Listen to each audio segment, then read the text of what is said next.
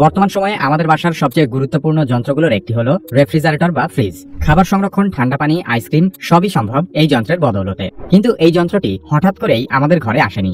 এই আবিষ্কারের পেছনে আছে হাজার বছরের প্রচেষ্টা, নানা ধরনের ব্যর্থতা আর অনেকগুলো মানুষের কঠোর পরিশ্রম। আমাদের ঘরের নিত্য প্রয়োজনীয় যন্ত্র রেফ্রিজারেটর বা ফ্রিজ কিভাবে আবিষ্কার হয়েছে সে সম্পর্কে আলোচনা করা হবে। মানুষ যখন থেকে আগুন পোহাতে শিখেছে তখন থেকেই উল্টোভাবে ঠান্ডা রাখার কৌশল নিয়েও চিন্তা শুরু করেছে। প্রাচীন মিশর, গ্রিস আর চীনের মানুষ খাবার ঠান্ডা রাখার জন্য বরফ আর তুষার ব্যবহার করত। শীতে পাহাড় থেকে বরফ এনে গুহায় জমা করে রাখা হতো, যেটা গ্রীষ্মকালে ব্যবহার করা হতো খাবার সংরক্ষণে।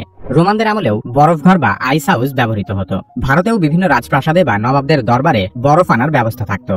সে সময় কাশ্মীর বা হিমালয় থেকে হাতির পিঠে করে বরফ আনা হতো, যা মোটা মোটা কাপড়ে পেঁচিয়ে রাখা হতো যেন পরিবহনের পথে গলে না যায়। 18 শতকের দিকে বিজ্ঞানীরা ভাবলেন, যেহেতু প্রাকৃতিক বরফ সংগ্রহ করাটা কষ্টসাধ্য, তাহলে আমরা নিজেরাই কোনোভাবে ঠান্ডা তৈরি করতে পারি কিনা। সেই চিন্তা থেকেই 1755 সালে স্কটিশ বিজ্ঞানী উইলিয়াম কালেন প্রথমবারের মতো পরীক্ষাগারে কৃত্রিমভাবে ঠান্ডা উৎপাদনের একটি পদ্ধতি তৈরি করে দেখান। তবে তখন এটি কেবল একটি বৈজ্ঞানিক প্রদর্শনী ছিল, ব্যবহারিক কোনো যন্ত্র নয়।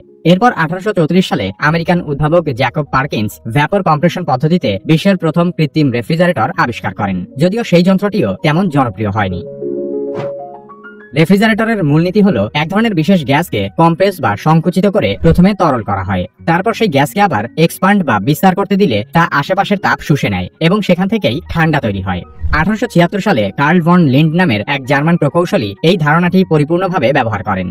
তিনি প্রথম শিল্প কারখানায় ব্যবহারযোগ্য রেফ্রিজারেশন প্রযুক্তি চালু করেন। তবে গৃহস্থালিতে ব্যবহারের জন্য সর্বপ্রথম কার্যকর এবং নিরাপদ ফ্রিজ বাজারে আসে 1913 সালে। সেই ফ্রিজের নাম ছিল ডোমেলরি, যার অর্থ ডোমেস্টিক ইলেকট্রিক রেফ্রিজারেটর। পরবর্তীতে 1927 সালে general electric company monitor top নামের রেফ্রিজারেটর বাজারে নিয়ে আসে, যা তৎকালীন সময়ে ব্যাপক জনপ্রিয় হয়ে ওঠে। বাংলাদেশে প্রথম দিকে শুধু উচ্চবিত্তদের ঘরে ফ্রিজ দেখা যেত। 1980 ও 90-এর দশকে ধীরে ধীরে যন্ত্রটি মধ্যবিত্তদের ঘরেও ঢুকতে শুরু করে, আর বর্তমানে গ্রামের ঘরেও ফ্রিজ একটি নিয়মিত বিষয়। বেশ কিছু দেশীয় কোম্পানি ফ্রিজ তৈরি শুরু করার পর থেকে এই যন্ত্রটি এতটা জনপ্রিয় ইলেকট্রনিক পণ্যে পরিণত হয়েছে।